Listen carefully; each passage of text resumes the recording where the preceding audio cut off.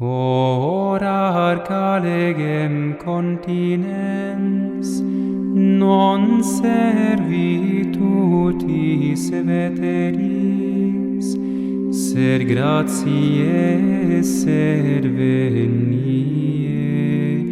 sed et misericordiae. Cor sanctuarium novi, in temeratum federis, templum vetustos anxius, velum questis utilius. Te vulneratum caritas, ictu patenti voluit,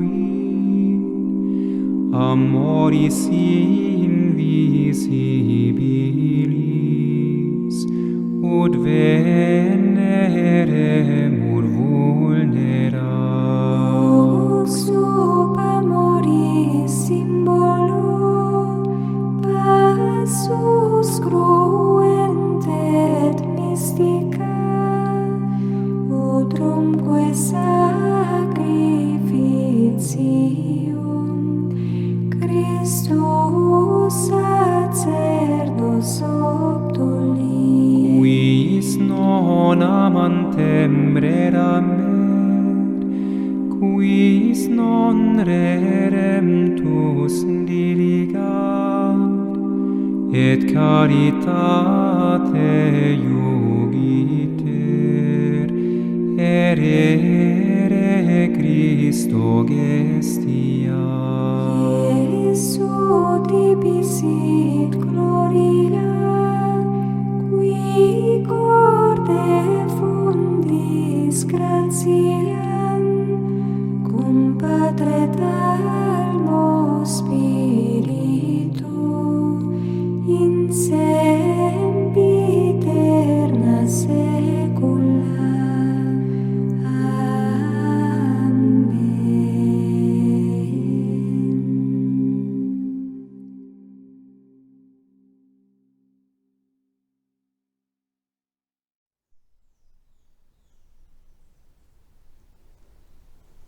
O Divino Amigo.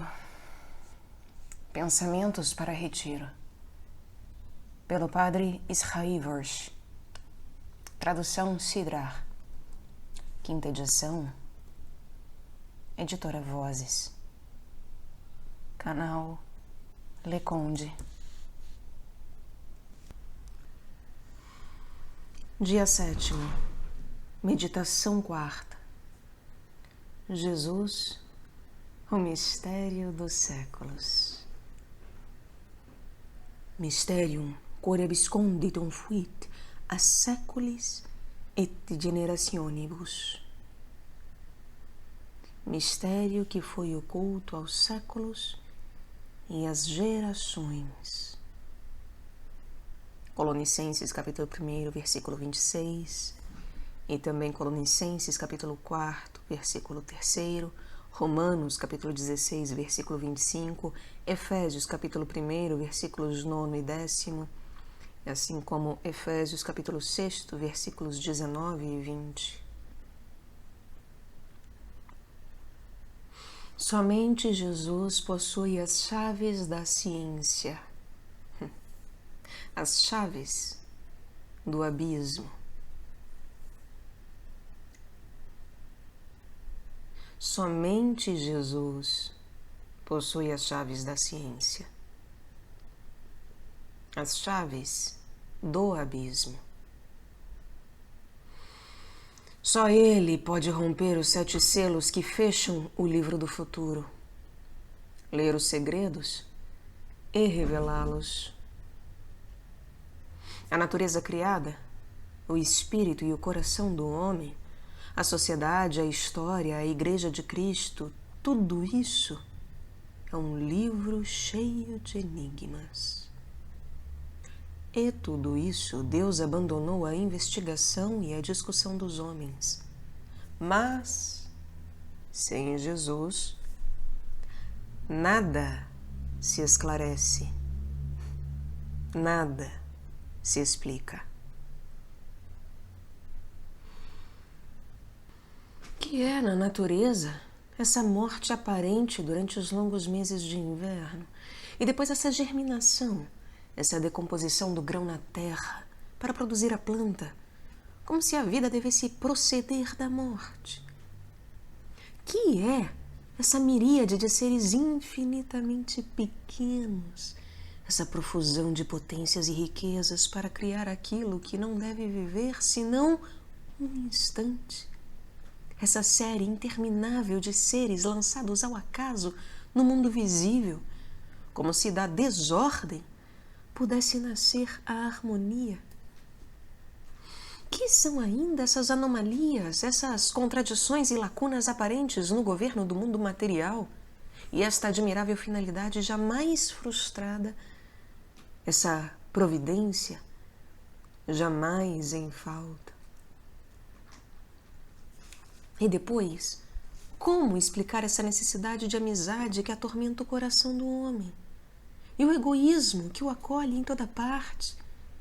A aspiração universal dos homens para a solidariedade, para a união, para o amor e as guerras, as revoluções com as oposições, as lutas e os ódios que são suas consequências.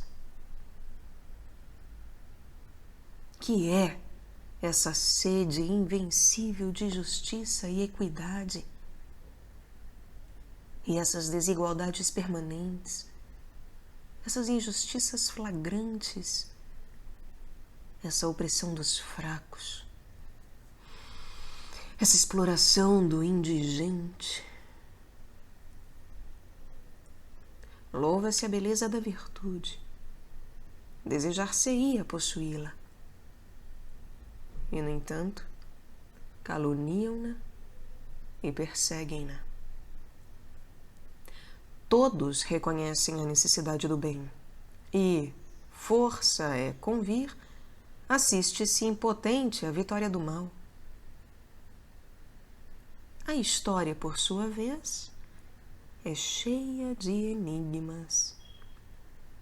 Os homens decidem à vontade a sequência dos acontecimentos, fazem e desfazem impérios, criam povos, governam livremente, dispõem de tudo segundo o seu capricho e sua ambição.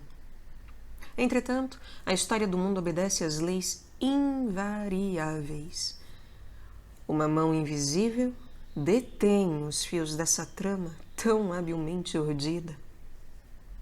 O ser que não se vê, que se não pode ver, que se desejaria excluir, está em toda parte, dirigindo à vontade os acontecimentos, dispondo para um fim seu o capricho desordenado das paixões dos homens.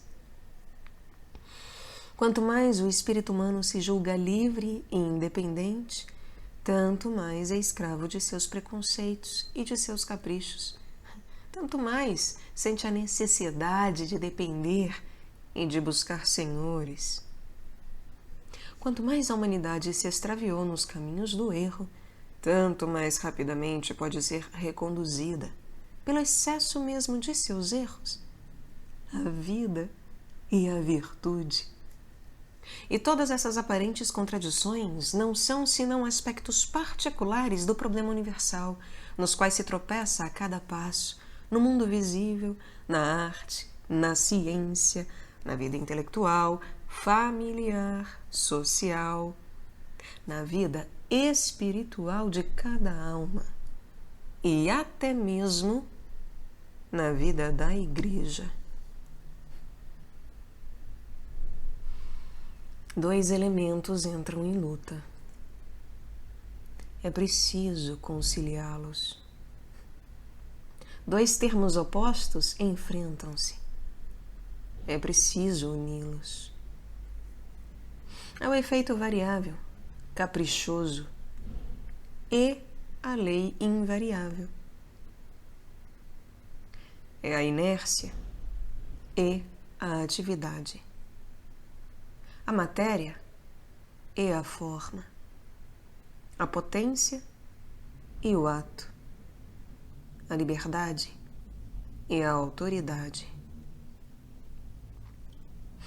Aonde quer que o homem leve suas investigações, na ordem da natureza ou das ideias no mundo moral, político, econômico ou no da graça, ele encontra em toda parte esses dois princípios. Se ele procura suprimir um deles, produz na ordem filosófica um erro.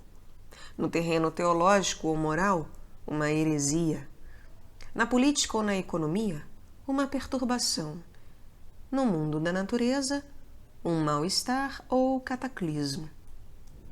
A concorrência livre e ilimitada, no ponto de vista material, produz o liberalismo econômico. A intervenção exagerada do Estado produz o socialismo. A liberdade sem freio, em política, engendra a anarquia. A autoridade sem brandura produz a tirania. A liberdade sem limites, em moral, é a relaxação. A autoridade não limitada pela liberdade é o rigorismo. Desde há muitos séculos, os teólogos, os filósofos, os políticos, economistas, os mestres de todas as ciências naturais dividiram-se em escolas opostas para resolver o problema. Conciliar esses dois elementos, sempre incompatíveis sob qualquer aspecto. E esse mesmo problema existe na vida espiritual de cada homem. Como conciliar a extrema fraqueza da alma, suas perdas perpétuas, com seu progresso incessante, sua impotência para todos os bens, com o heroísmo ininterrupto de sua vida, suas infidelidades renovadas sem cessar, com a invencível ternura que Deus lhe testemunha? Como conciliar o preceito para a alma de agir como se tudo dependesse dela e a convicção que deve ter de que ela nada pode? Essa absoluta desconfiança de si mesma e a persistente confiança que atingirá a santidade. A pequenez de suas obras, a imperfeição de sua vida, as fraquezas na luta e a persuasão de uma tão grande recompensa. Os sofrimentos físicos e morais que destroem seu ser e a certeza de que dessa morte surgirá a vida para outras almas. Enfim, como conciliar as vicissitudes interiores, os erros perpétuos em meio do deserto da vida espiritual e a confiança da alma em alcançar em breve a terra prometida? E, acima de tudo, paira um mistério ainda maior, aquele que envolve um fato único na história, o da Igreja Católica. A Igreja sempre combatida, já na sua doutrina, na sua moral e no seu governo, e sempre de pé. A Igreja sempre imutável nos seus dogmas e sempre adaptada às necessidades dos tempos, sempre intransigente e sempre condescendente, sempre sofredora e sempre triunfante, sempre enferma e achando sempre, na própria enfermidade, força e vigor. A Igreja perpetuamente odiada e sempre temida, propositadamente desprezada e ignorada, e sempre no primeiro plano das preocupações do mundo. A Igreja trilhando um fim espiritual e buscando para os homens a felicidade e o bem-estar material. A Igreja proclamada inimiga de toda a cultura e conduzindo ou arrastando com ela a civilização. A Igreja propondo dogmas incríveis e cativando sob seu jugo a elite das inteligências, impondo a seus discípulos a renúncia e a cruz, e sempre ouvida e sempre obedecida. A Igreja estabelecendo-se, apesar de perseguições, renovando-se no tempo das lutas e dos sofrimentos, regenerando-se no sangue de seus próprios filhos. A Igreja mais fraca na aparência que os impérios que a rodeiam e, em verdade, sobrevivendo a todos. A Igreja impotente, privada de todo socorro humano, despojada, subjugada, não dominando sobre os corpos, mas forte, livre e subjugando os corações. Enfim, aproximando-nos de Jesus, encontramos acumulados todos os problemas esparsos pela natureza inteira, no coração e no espírito do homem, na sociedade, na história e na Igreja Universal. Jesus é o problema por excelência. Aquele que o compreende encontrou a solução de todos os outros. Ele é um mistério que Deus ocultou desde o começo dos séculos e do qual deixou traços em toda a criação. E qual é esse mistério? É a união que se faz em Jesus do finito ao infinito, da humanidade à divindade, da fraqueza à força, da morte à vida, da pobreza à riqueza, da obediência à liberdade, do sofrimento ilimitado à felicidade infinita. Jesus, o homem-Deus, une tudo numa síntese magnífica.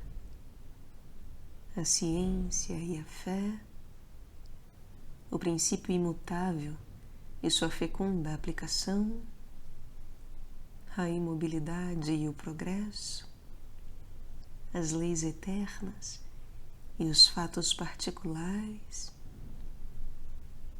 Ele harmoniza o finito e o infinito, a unidade e a diversidade, a inteira liberdade do homem e o soberano domínio de Deus, a responsabilidade da criatura e o movimento onipotente da causa primeira, o mérito e a predestinação, o interesse do homem e a glória de Deus, os direitos da justiça e as condescendências da misericórdia. Jesus só concilia em si mesmo a homenagem finita que a criatura presta ao seu autor e a exigência de uma glória infinita. A necessidade de amor sensível com a necessidade de amar soberanamente a espiritual beleza, a sede de felicidade infinita do coração do homem, a aspiração à imortalidade, ao repouso, à vida sem fim, com o problema da dor e da morte. Jesus está em toda parte. Ele ilumina tudo. Está no centro do mundo criado e incriado. Corresponde a todas as necessidades da alma. Vive em toda a natureza que simboliza sua vida, sua morte e sua ressurreição. Ele é a alma da sociedade. Ele é a chave da história. Ele é o chefe da igreja que continua no mundo sua vida humilhada e triunfante ao mesmo tempo. Ele vive em cada alma e completa nela sua paixão e a obra da redenção.